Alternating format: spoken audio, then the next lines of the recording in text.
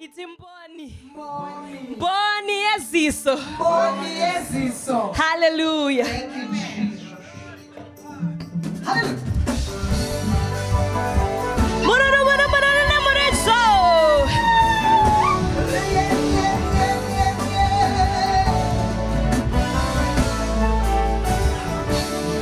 Anoziona ndianiko kunze kwa Jehova zvakavanzika ndezvake.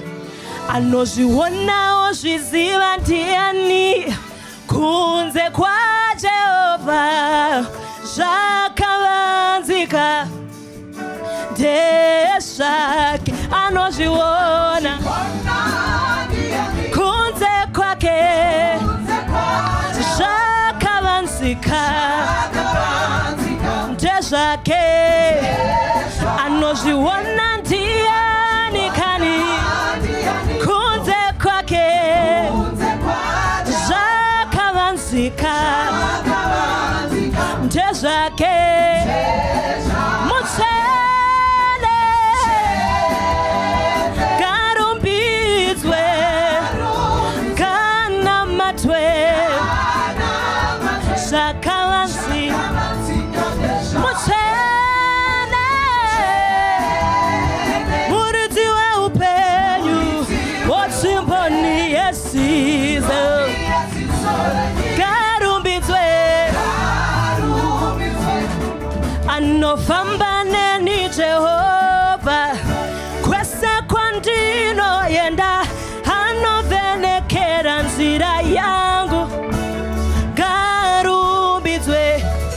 Anoona pakadzika ozadzisa zvishuwo zvemoyo nekuti zvakavanzika ndezvake. Anozviona kunze kwake zvakavanzika ndezvake. Anozviona ndiani kani kunze kwake zvakavanzika ndezvake. Mutsvene garumbidzwe kana matwe zvakavanzika. Mutsvene muridzi weupenyu wotsimboni yesizo garumbidzwe. Adatsone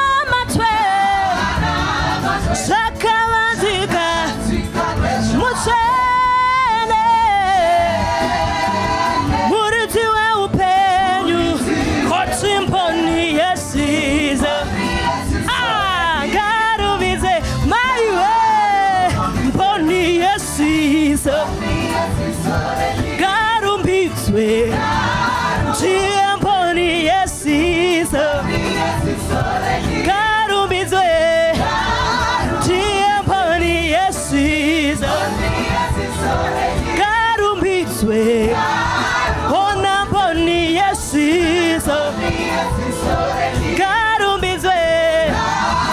Anoona pakavanzika, anoona pakadzika, anoona pakavanzika, anoona pakadzika. Onyika ndeyake pakavanzika ndezvake. Nyika ndeyake garumbidzwe. Otimoni vani vani avani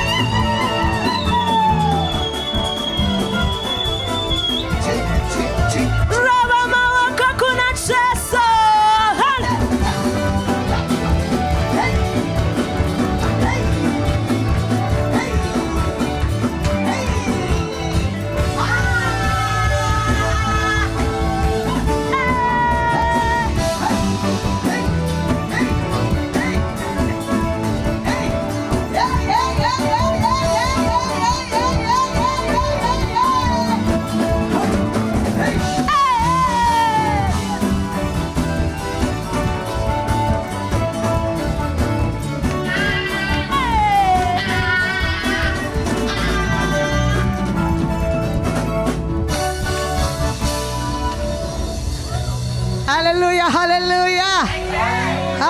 Zvakanaka uva muimba yaMwari. Hallelujah. Chimboyo ipa your neighbor a high five. Uti zvakanaka kuva muimba yaMwari. Hallelujah. Dzokorodza umwe wacho umudza kuti waita zvakanaka ukauya muimba yaMwari. Hallelujah. Hallelujah. Praise the Lord.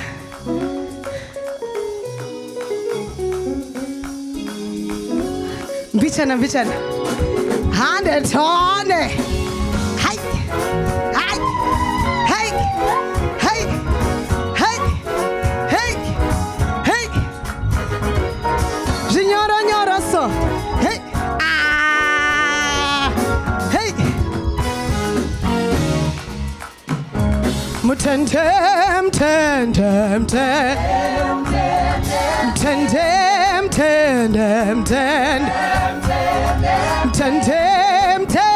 Jesu. Mutendem Jesu. Mutendem.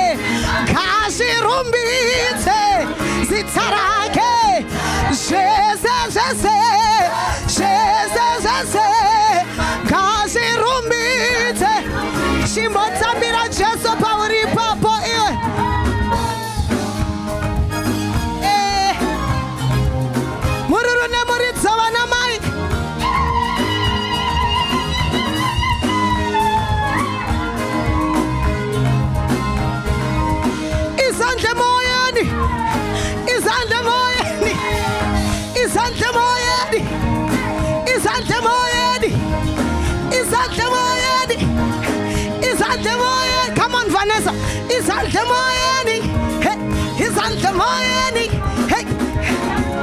Hawu shese, kashirumbitse, shese, kashirumbitse. Hawu shese,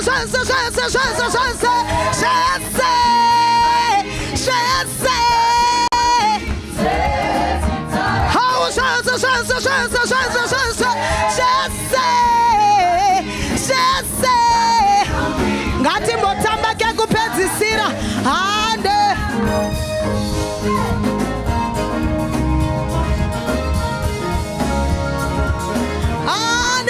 One more time, let's. Ande apostle ipapo. One more time, let's go.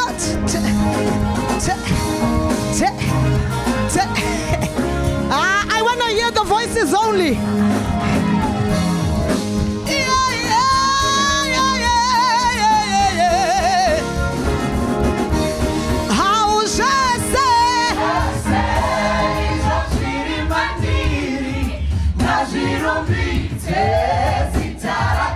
Let's hear the church.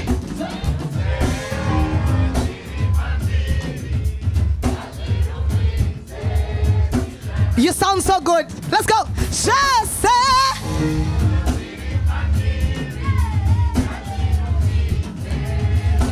One more time. Oh, yeah. Shiri mandiri.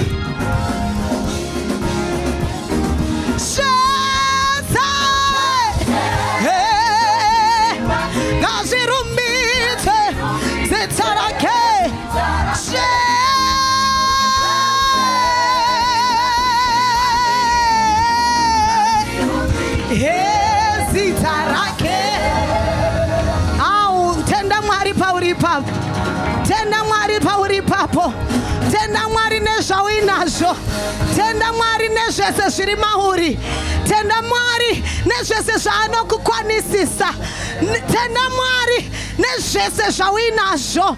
Come on HIC, ngatisvike panguva yekumutenda nekuti unotigonera, nekuti ndimwari wasingashanduke, ndimwari vanotida kunyangwe tichitadza zvakaita sei. Mwari vanotida zvakadaro, tikangoda Mwari nemadira anotidira, semadira anotiita tinobudirira mudikane, tikangozvipa mukana wekumuda semadira anotiita tinoenda kure. Hama yangu, simudza izwi rako, umutende, simudza izwi rako, umuvonge. Ngatisimudze maoko edu tiri patiri ipapo. Wana mashoko aungamuudza mangwanani ano, umutende nekuda kwechipo cheupenyu.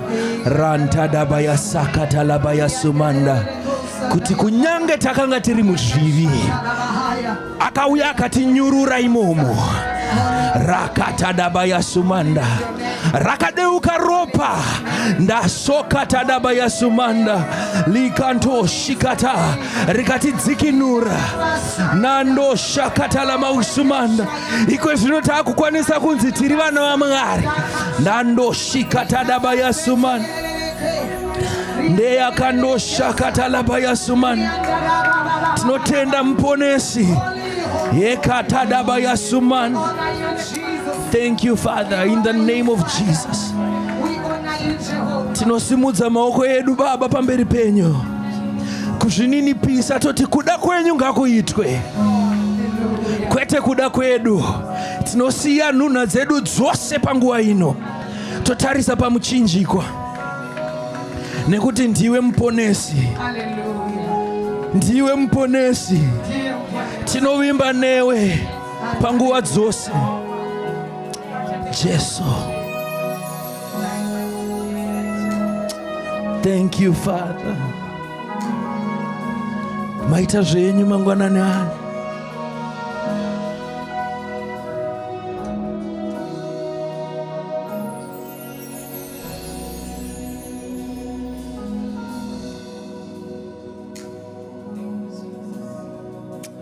Thank you, Father.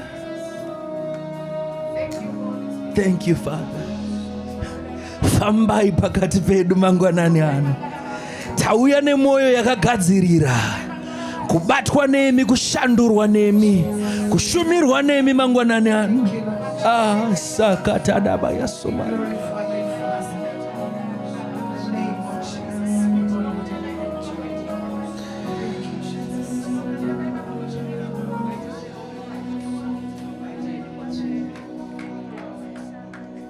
Utindi tunga mire Jehova, ndiri mufambi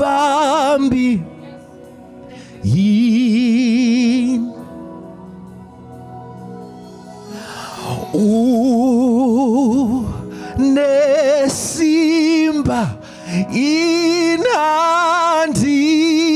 inandina ndashaya simba.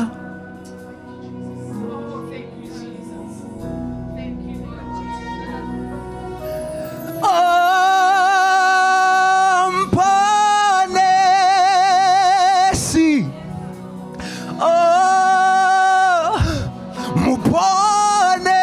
muponesi iwe ndovimba newe,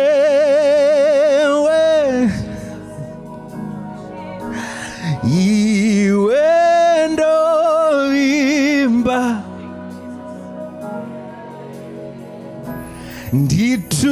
nditungamire nditunga pandinofamba panyika pano, ndipeiwo mwenje ndirimu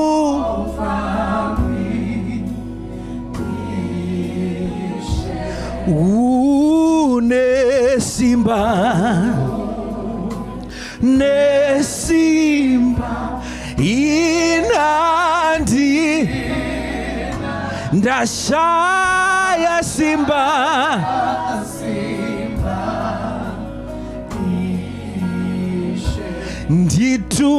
nditungamire ndi shakatadabaya sate rakato shakatadabaya suman ndiri nandikatadabaya sumanda liere telebo shakata.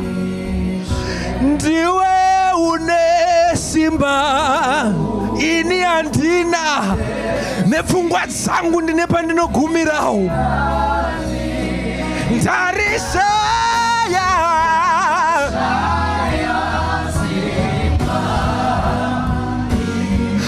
aiwa muponesi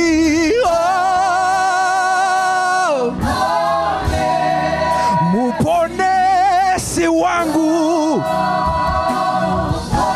iwe ndovimba iwe wewe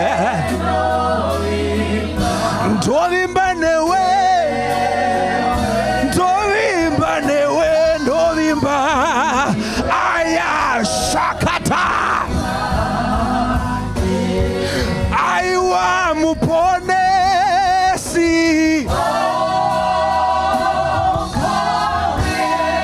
muponesi Jesu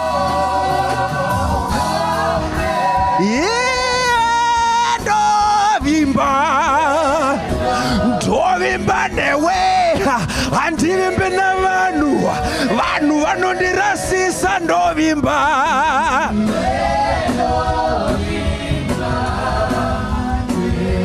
aiwa muponesi muponesi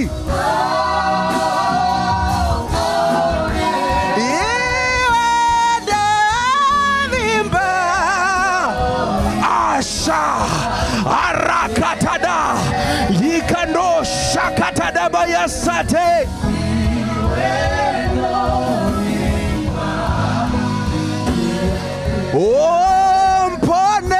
mponesi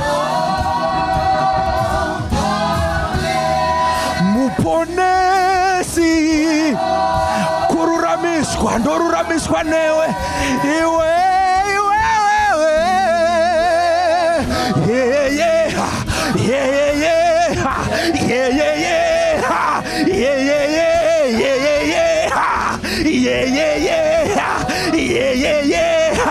aiwa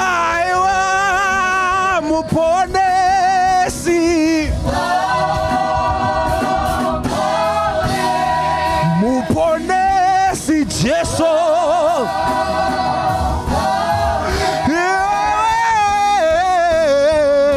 iwendo ntovimba newe ntovimba iwe o mponesi shakatadaba retetete shikaba ya sakatadaba ya sumanda famba mepo ya karurama ye katadaba ya sumanda indete tatalaba ya sakata rakantalaba ya sumanda riekata ndeka shakatalaba ya sakatalaba ya suman simudza izwi rako mangwanani ano retadabra shakatalaba ya suman mando shakatalaba ya suman riekete bosh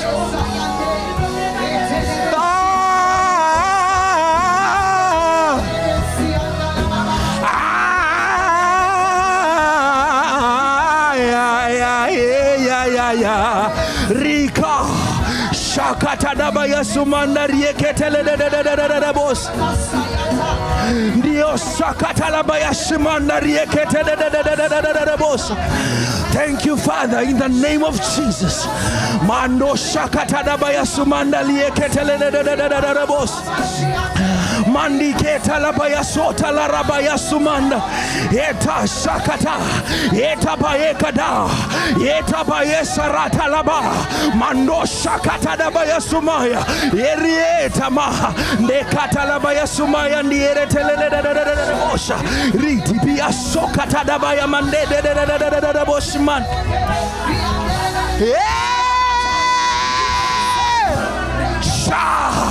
mando kwatadaba ya sumanda rieta shapa ya kandala mausumanda ndekete bosha bariki dibio sakatala mausumanda aripano ikandosha katala mausumanda lekete na mayandosha barosa diala talaba etna vayedaba shaki andala mausumanda totarira kwa muri mutrene yetadaba ya shimandaka parese ketene mesudaba telaba ekoda shadaba rakadoba shikantadaba ya sumanda yetanama yekadada de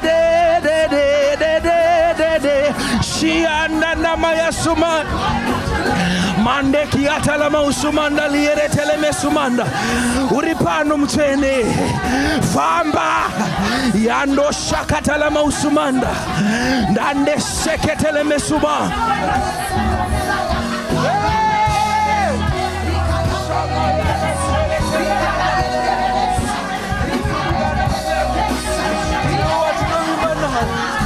ndiwe watinovimba naye, ndiwe watinovimba naye mukurwara, ndiwe watinovimba naye mukufara, ndiwe watinovimba naye mukugara, ndiwe watinovimba naye pazvose, ndiwe Jehovha. Okata daba ya sandala maya sumaya teleba shakataba eritaba sakama yende de bosha barosta bayekete esna vayedaba makuda bayele taya sandala katala baya sumanda ebroda bayekete shakatala bayasa itedaba fada kala de bosha mandali ya katala mausuma mandali erete shabrosa katalabaya suman ayando shakatalabaya sumaya ye katadabaya sokete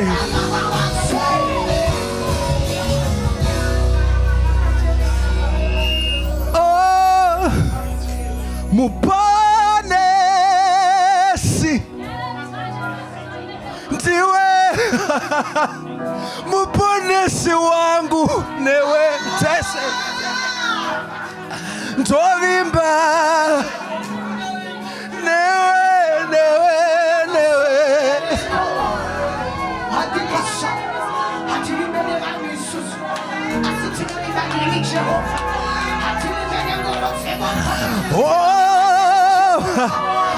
uponesi shakatadaba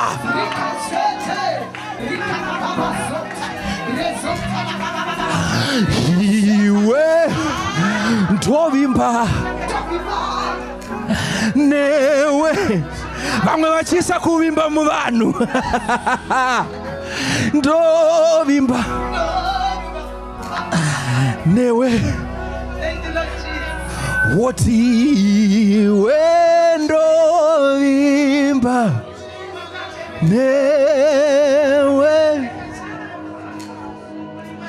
iwe ndovimba iwe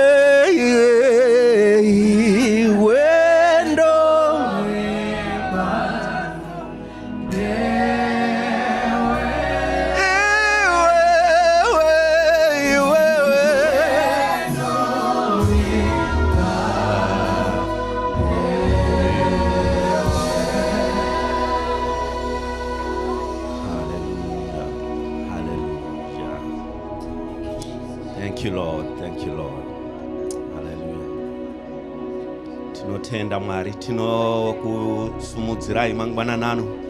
Imi Mwari, tinokuti zvoshamisa. Tinovimba nemi Mwari pane zvese zvinoitika mukati muupenyu hwedu. Tinovimba kwamuri Mwari, imi Mwari musingakundikane. Tinovimba nemi Mwari pane zvinonetsa mwoyo yedu. Tinovimba nemi Mwari pamafuture edu, kuvana vedu. Tinovimba nemi Mwari kumabasa edu. Tinovimba nemi Mwari pautano hwedu. Tinovimba nemi Mwari. Imi mukashayika tingasara tachi Mwari. Ndimi zvose zvatinonida mukati muupenyu hwedu. Ndimi zvose Mwari, pasina imi hakuna chinhu chakanaka. Taimba tikati ndimi muponesi. Tinovimba nemi Mwari. Mangwananano mweya yedu inofara kuti muri muponesi mukati muupenyu hwedu. Mweya yedu inofara kuti tinovimbawo naMwari mupenyu, Mwari vasingakundikane. Tinokutendai nekunzwawo kurumbidza kwedu. Tinokutendai Mwari nekugamuchira rumbidzo dzedu. Tinosumudzira zita renyu nokupa mbiri yose kwamuri muzita raJesu. Amen and amen. Amen. Thank you so much, praise and worship. Thank you so much, praise and worship, for leading us in the presence of God. Amen. Tinotenda Mwari, ngativaombererei pavari kugara pasi. Amen. Tinotenda Mwari ne powerful worship. Amen. Ndaitaura na someone achinditi izvo. Munoziva mazuva ano pandiri kuuya kuchechi. I'm looking forward to go to church. There is something chandiri kungonzwa chiri different this year pandiri kuenda kumaservice. Amen. Ende ndakatobvumirana naye vhini mukatoona kana the way yatiri kuworshipa this year is kind of on another level. Amen. Kurumbidza kwatiri kuita Mwari kwakasiyana, kune udzamu. Unenge uchinzwa kuti Mwari vari kuresponda. Vane connection nezvatiri kuita. Amen. Ndo chinhu chakakosha patinouya kuchechi. But regai ndisapedze nguva yakawanda, ndoda ngogoverana nemi shoko raMwari. Nhasi tine zvinhu zvakawanda, tine communion, saka ndichatokata message yangu kuti tizopinza nguva yecommunion, tisazodya time yeword rekupedzisira. Amen. Let me read the word of God. We have a lot of things happening today. I'm going to reduce what I'm going to preach so that we fit in everything. Amen. Regai tiverenge kuna Matthew chapter 21 verse 28. Thank you so much, Mike Hari. We don't want to torture some of our young men wasingatonzwe Shona zvachose. You know, it's like torturing them the whole 30 minutes. So we just want them to be hearing zvatinenge tichita. Amen. So Matthew chapter 21 from verse 28.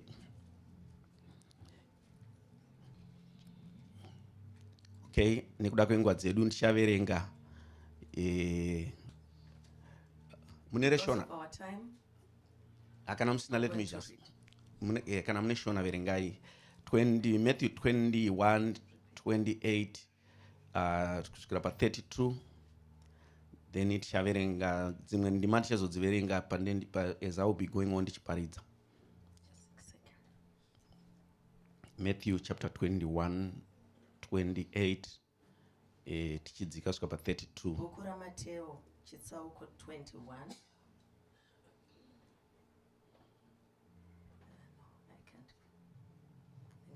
Okay, let me read. I think everyone here is English. What do you think? Jesu aidaro. There was a man who had 2 sons. He went to the first and said, "Son, go and work today in the vineyard." "I will not," he answered. But later he changed his mind and went. Then the father went to the other son and said the same thing. He answered, "I will, sir." But he did not go. Then Jesus asked the question, which of the 2 did what his father wanted? The first, they answered. Vadzidzi vaJesu ndo vakapindura vakati, wekutanga ndiye akafadza baba wake. Then Jesus said to them, "Truly, I tell you, the tax collectors and the prostitutes are entering the kingdom of God ahead of you. For John came to you to show you the way of righteousness, and you did not believe him. But the tax collectors and the prostitutes did. And even after you saw this, you did not repent and believe in him." Mwari varopafadze kuchengetwa kuverenga kweshoko ravo mangwanani ano. Amen. Mateo 21:28. Zvino munofungeiko? Mwe munhu wakanga ana vana vaviri akaenda kuno kutanga akati, "Mwana, enda nhasi kundobata mumunda wangu wemuzambiringa." Iye akapindura akati, "Handidi." Asi pashure akazvidya mwoyo akaenda. Akaenda kuno wechipiri akataura saizvozvo. Iye akapindura akati, "Ndinoenda, Ishe." Akasaenda. Ndoupiko kuna ivavo vaviri wakaita kuda kwababa vake? Vakati wokutanga. Jesu akati kwavari, "Zvirokwazvo ndinoti kwamuri, vateresi nezvifeve vanokutangirai kupinda muushe hwaMwari.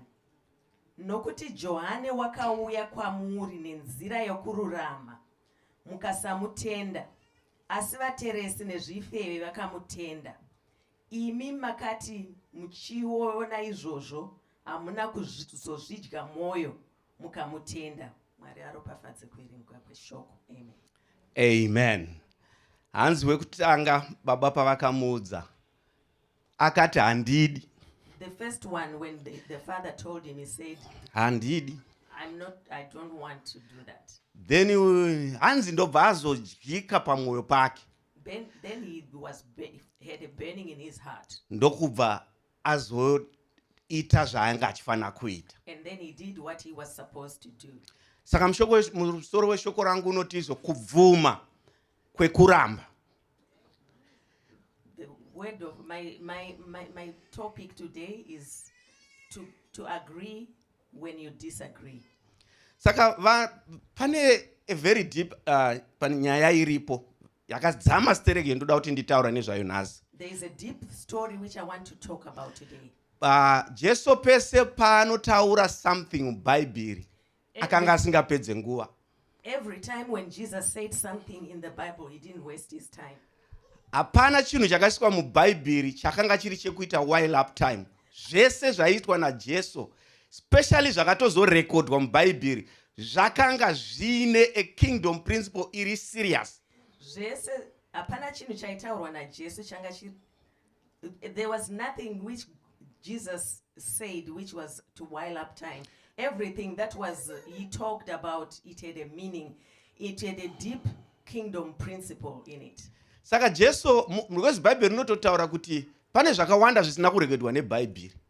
But izvi zvakatorekodwa izvi. Zvinoratidza kuti pazvakasefwa everything chakatorekodwa changa chiri very important. That's why nyaya yetiri kuverenga apa tichaitaura nekuti Jesu akanga asiri kupedza nguva. So there are many things which were not recorded in the Bible, but these ones which were recorded, they were scrutinized and then they were recorded, and Jesus had something to say regarding these issues. Saka Jesu akatizo pana baba vakanga vane vana vavo vakomana 2. Jesus said there was a man who had 2 sons. Ndokubva saka panga pane basa ranga richida kuitwa kumunda wemuzamburinga kuvineyard. There was a work which needed to be done in his vineyard. Saka ndokubva akumbira vana vake 2 ava zvinoratidza kuti pa this time vanga vakura. He asked his 2 sons, meaning that they were grown up. Ndokubva achivakumbira akati vakomana, boys dzangu, And then he asked them and said, my sons, ndine basa riri kumunda. I have work to do in the vineyard. Ndokubva vakumbira wekutanga mukomana akati izvo unogona here kunondiitira basa riri kumunda. Then he asked the first one and he said, are you able to go and do the work in the vineyard? Ndokubva ati handidi. And he said no. But ndobva zvamudya mwoyo ndokubva azozviita. But it troubled him in his heart and he went and did it. Ndobva vataurira baba vataurira mwe wacho wechitu. Baba ava vaitaurira individual so that pashaye munhu anozoti makataura nemumwe. Vakataurira wechitu vakati ndine basa kumunda uku. So he talked to the second one and he talked to them individually so that they wouldn't say you didn't tell me. Then wechitu ndobva ati baba ndiri kuzviita.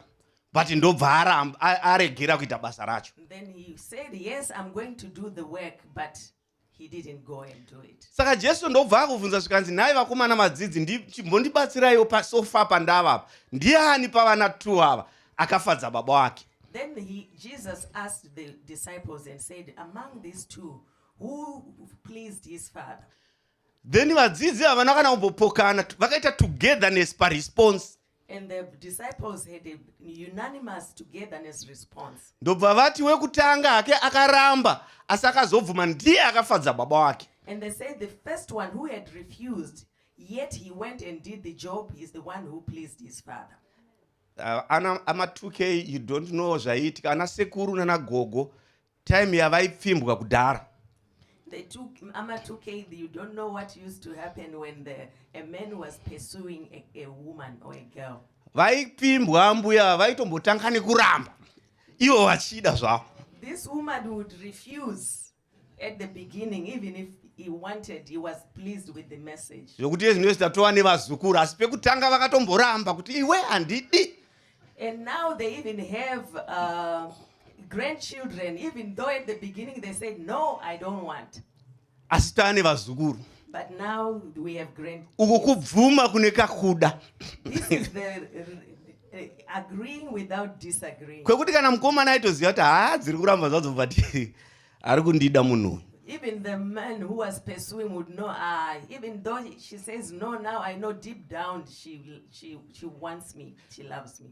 But Jesu ari kutaura pane nyaya yemwana akaramba akazoita akati uyu ndiye akatozofadza baba pane akabvuma akasazoita basa racho. And Jesus is talking about this son who said the one who had refused is the one who did, and is the one who pleased the Father. Saka the bottom line kusimba kwenyaya kwacho Jesu aitaura mukazoona neresponse yakanga iri a kingdom principle or a kingdom response. If you look at the bottom line of this whole issue, it was a kingdom principle which Jesus wanted to bring out.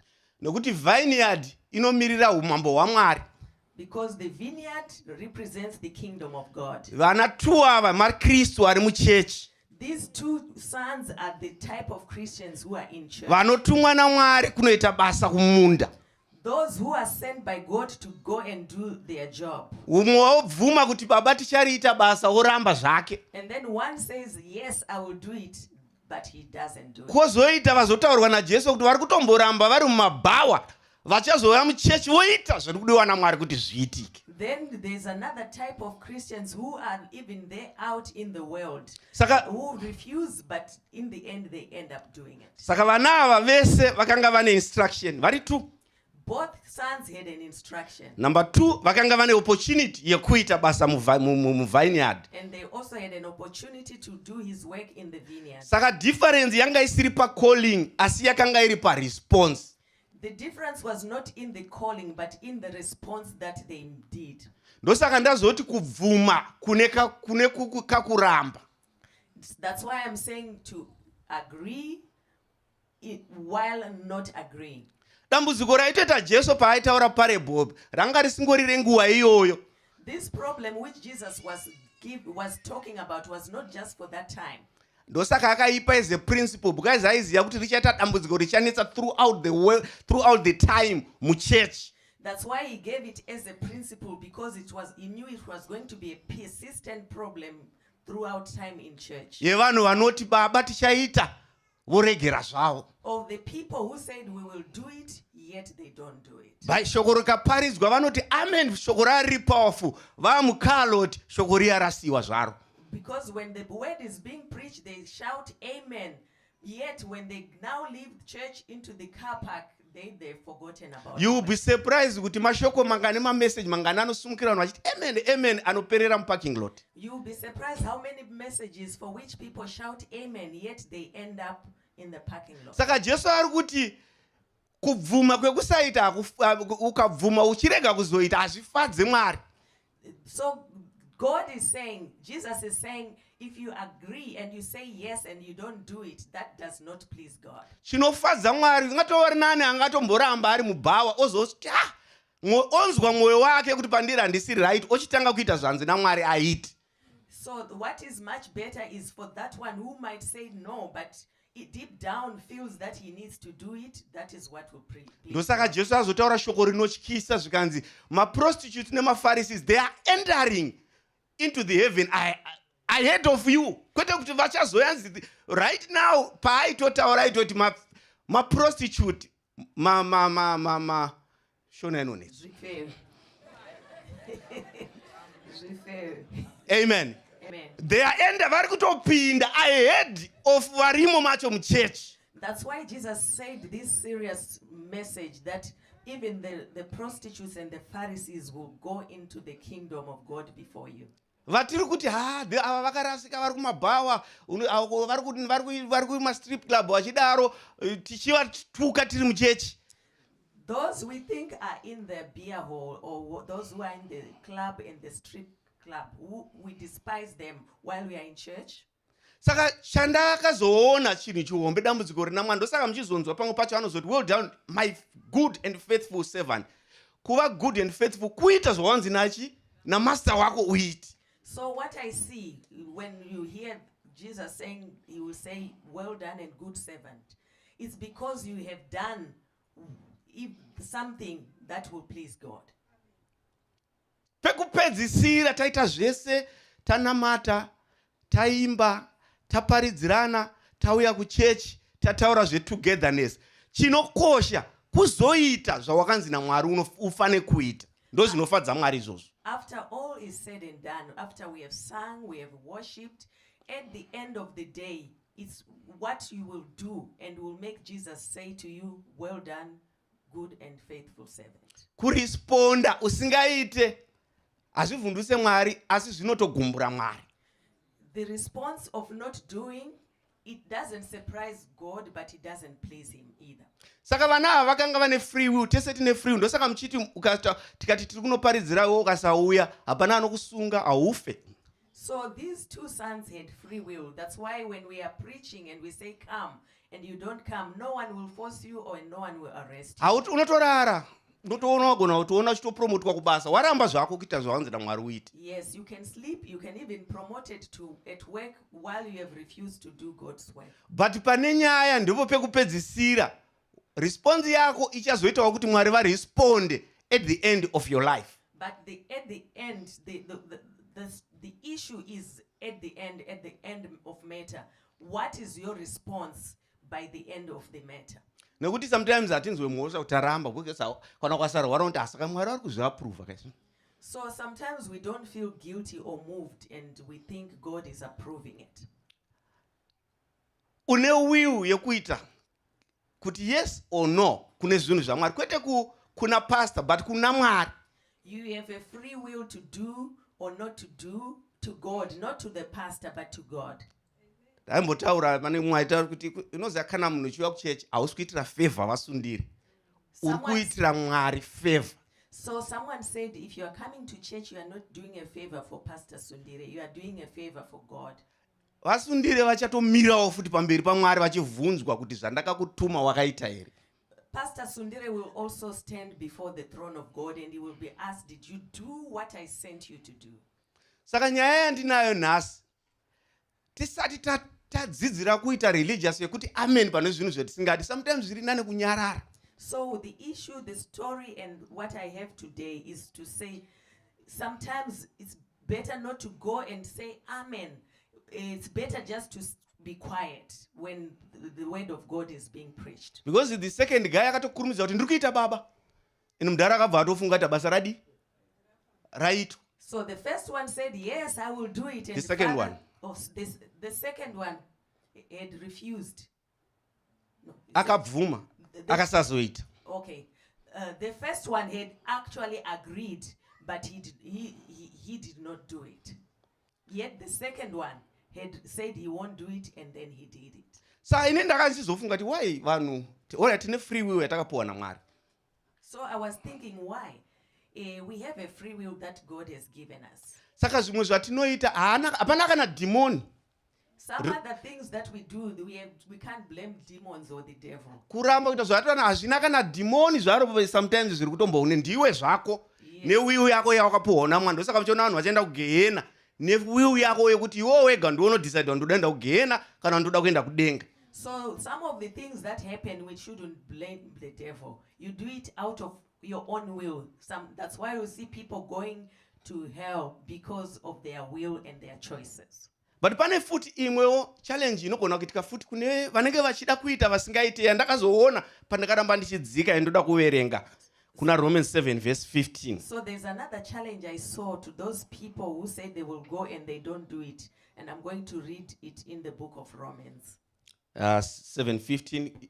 Can you fly that scripture? Inotizvo, I do not understand what I do. For what I want to do, I do not do. But what I hate, I do. Gaindi family nikuda kwetime. Ari kuti izvo handinzwisise zvandinoita.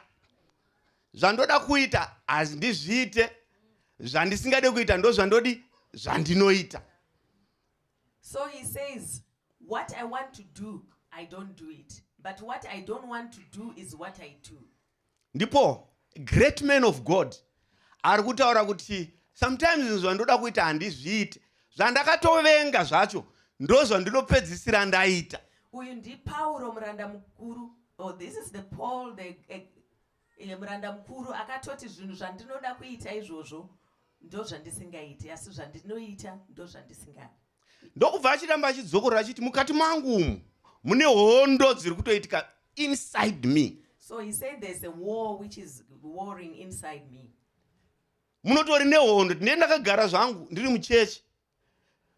But mukati mangu mune hondo dziri kutoitika. He says I might be sitting in church but there's a great war happening within me.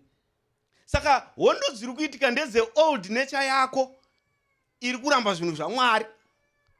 New nature yako ichida kushumira Mwari. Saka pane kakurwisana karipo ipapo mukati mako. The war that is happening is about your old nature and the new nature which are fighting with each other. Verse 24 and 25 yes, yeah, Romans 7:5. Muda kuti munzwe zvakazotaurwa naPaul.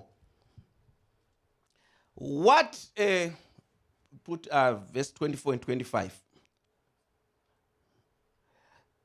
Inotizvo,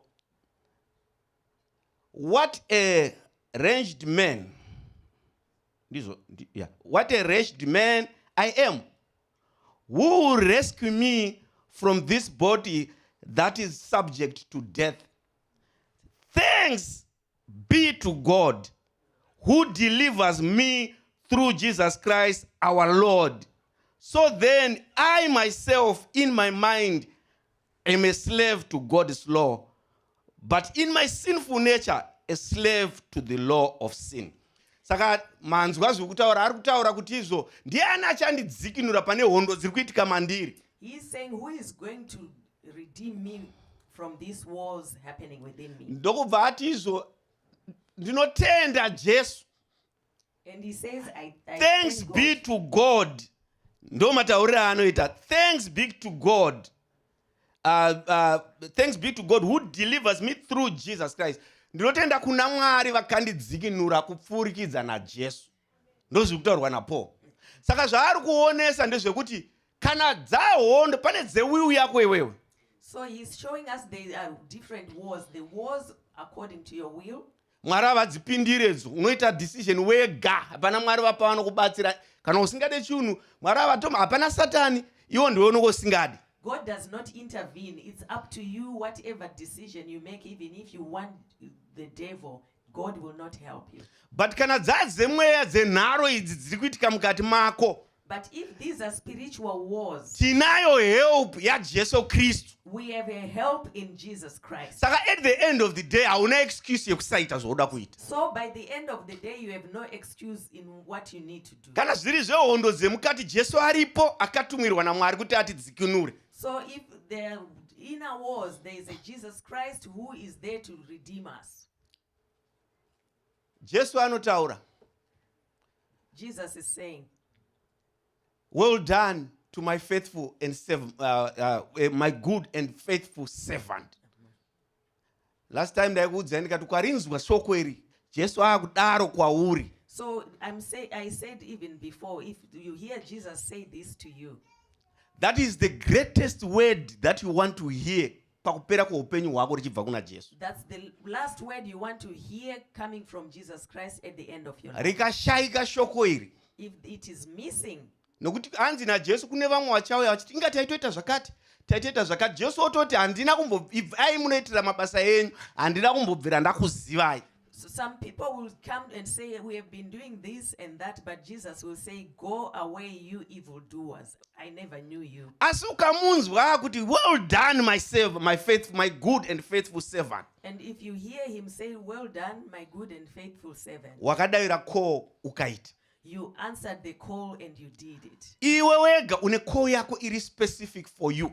You have a call which is specific for you, Yaunofana kugadha with jealous. which you have to guard jealously. Yaunofana kuti kana when it comes pa calling yangu na Mwari, Such that when it comes to this calling between me and God, handidi any disturbance. I don't want any disturbance. Because ndichanomira ndega. Because I will stand by myself. Ndosaka mwakazoimba nzi uchamira wega. They sing, Maiziya "You song stand yatinomboimba. by Meno yourself." toimba pachi. Zveshuwa tichamira tiri tega. For sure we shall stand by ourselves, each one for himself. Jesu akuti well done. Anzi vamwe vachatovhunzwa vototi ko ndakazviita kupi? And some will even be surprised, where did I even do this? Kanzi pawakafidha vanga vachitambura. Oh, when you fed Why those who itira were- ini? yes, you were doing it for me. Saka zvinoreva kuti sometimes kungoita zvinhu zvakanaka ka unopedzera wasangana nengirozi mukati imomo. Unopedzera wasangana nekufadza Mwari mukati imomo. Chakangonaka kuseta mind yako pakuita zvinhu zvakanaka. Zvinotaurwa neshoko raMwari. sometimes when you are doing things, you might meet angels, you might meet good things. What is important is to set your mind to do good things. Ndosaka ndaitaura ndikati vhangeri ratoda kudzokera nderakare.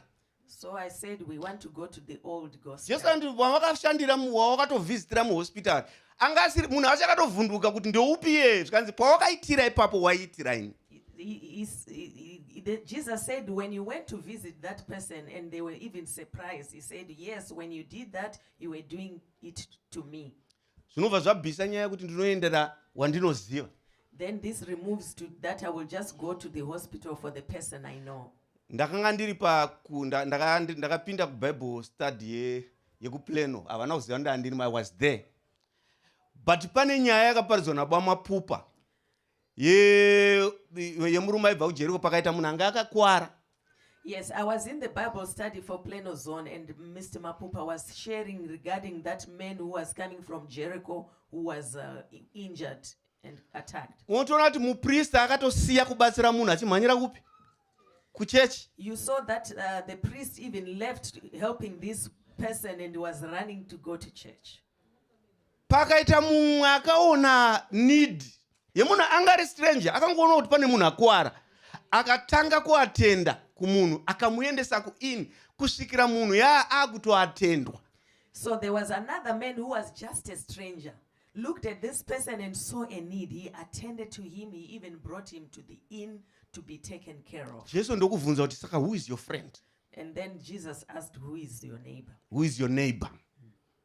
Hallelujah. Munoona kuti chikristu tiri kubva hedu kana muramboona kuti we are drifting away practical gospel. Rinofadza Mwari ndo riri practical iro riri. So we have been drifting with this gospel from what pleases God, because the practical gospel is what pleases God. Tarisai zvinhu zvinonopirwa vanhu mubayiro kudenga nezvinhu zvichafadza vanhu. Muzvitarise munoona kuti it was a practical living.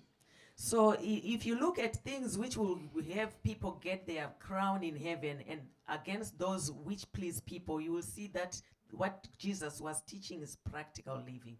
Kuendera vanhu kuma prison. To go and visit people in the prison. Tingaitanga program yeku prison tikaona attendance. Can we start a prison visit and we program and we see people who are willing? But Bible not true religion. Kufambira vari muzvipatara nevari mumaji ndo zvinotaura nebhaibheri. Handiziye kana yenyu akazochinja nekuti hamuna 2000.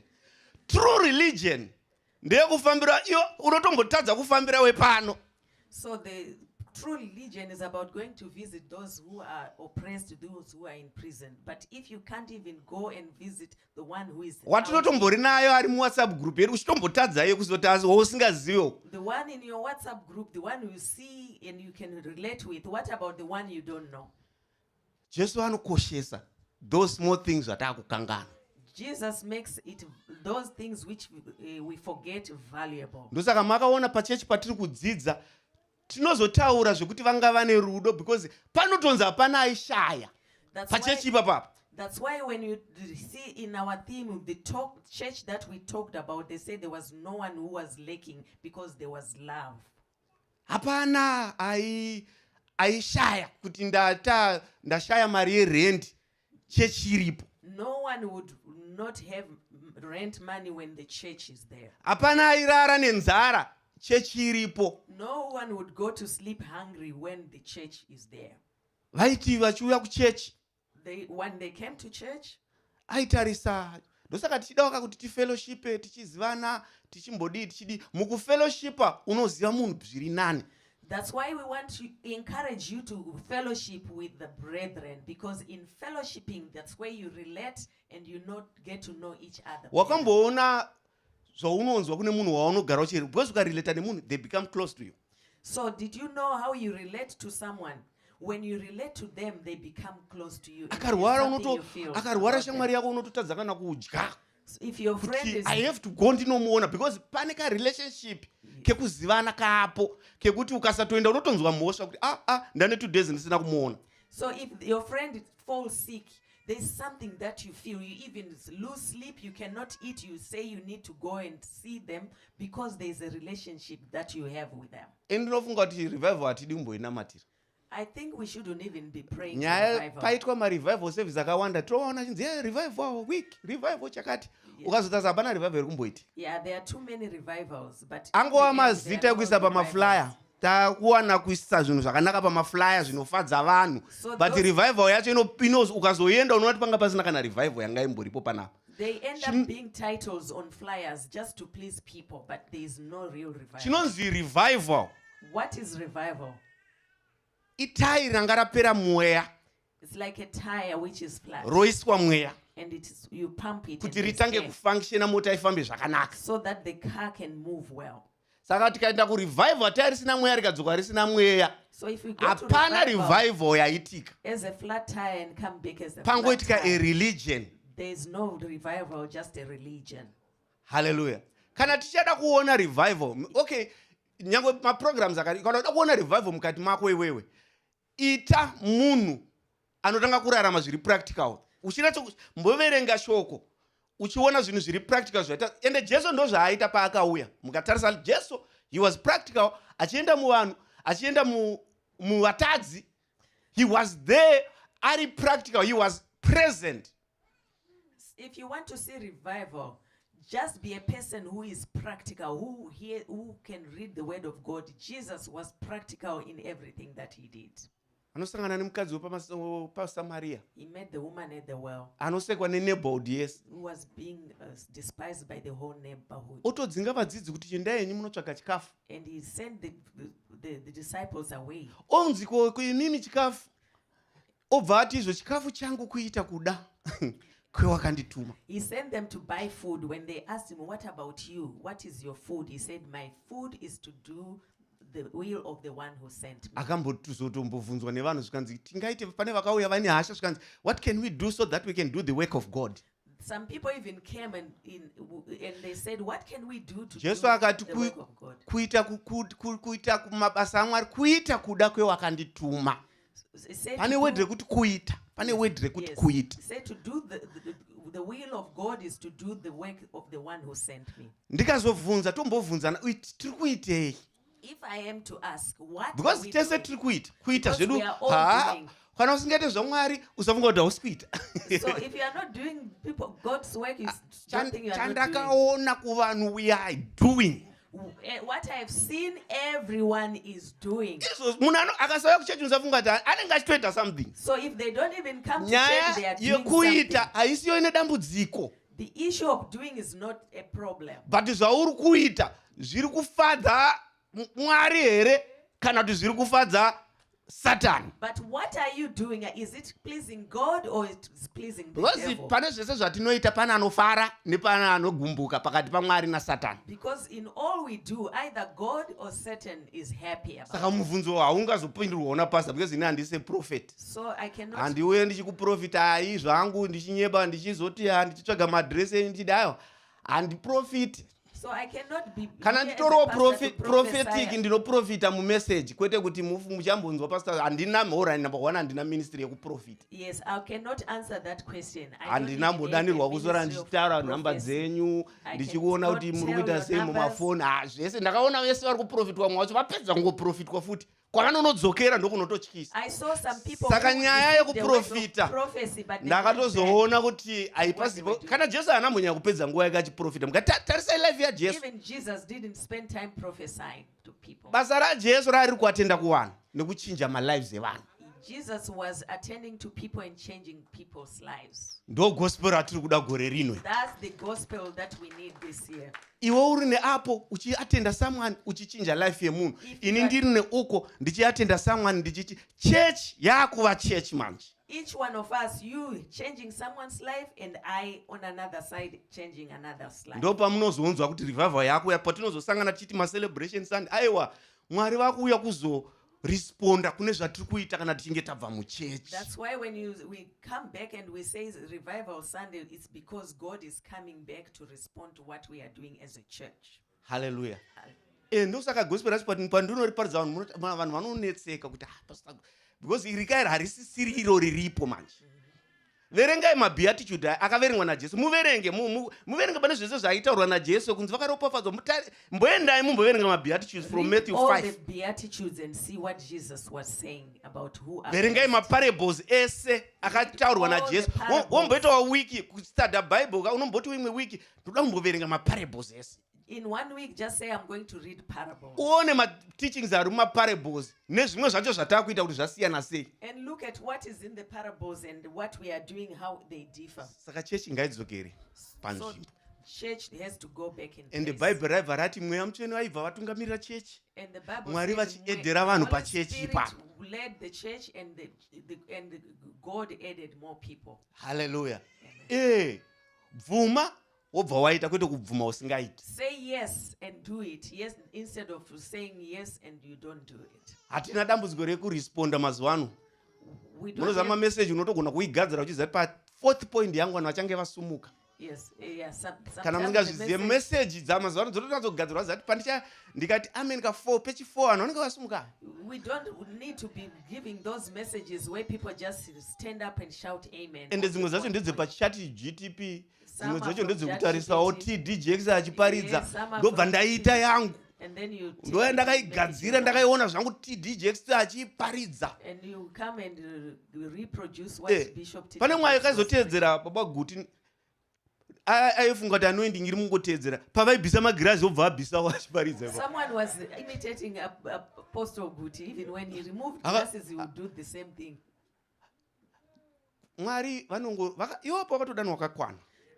There where you have been called, you are enough. Iwe zvauri izvozvo izvo uri Whatever chombo you chakakwana you are a- mumeso aMwari. Yes, you are a weapon which is capable Mwari in the vanokuda, eyes of God. Mwari vanotrusta. He loves you, depends he on trusts you. you. Hazvina basa kuti vanhu vangakuona sei, It doesn't but matter kuna how Mwari people look anotrusta at you, iwewe. but there's a God who trusts you. Mufadze Mwari. Please him. Zviri nani kuvengwa nevanhu Mwari achifara It's pano kuti better Mwari people hate vatsamwe you vanhu and God is vachikufarira. happy instead of making God angry and make people happy. God bless you. Amen.